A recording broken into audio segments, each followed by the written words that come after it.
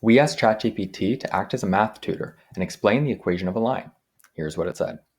Imagine you have a straight line on a piece of graph paper. This line goes on and on forever in both directions. The equation of a line is a special rule that helps us describe this line and all the points that lie on it. The equation of a line is usually written in this form: y equals mx plus b. Y represents the vertical position of a point on the line. It tells us how high or low the point is on the graph.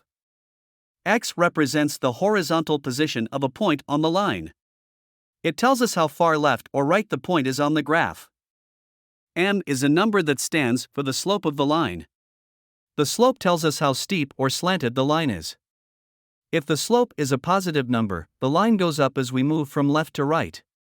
If it's a negative number, the line goes down as we move from left to right. B is another number called the y-intercept. The y-intercept is where the line crosses the y-axis, the vertical axis, of the graph.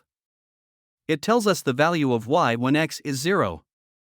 Using the explanation provided by ChatGPT, could you find the equation of this line?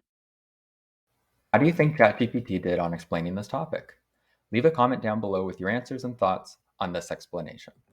Check out myhomeworkrewards.com to see how you can earn while you learn.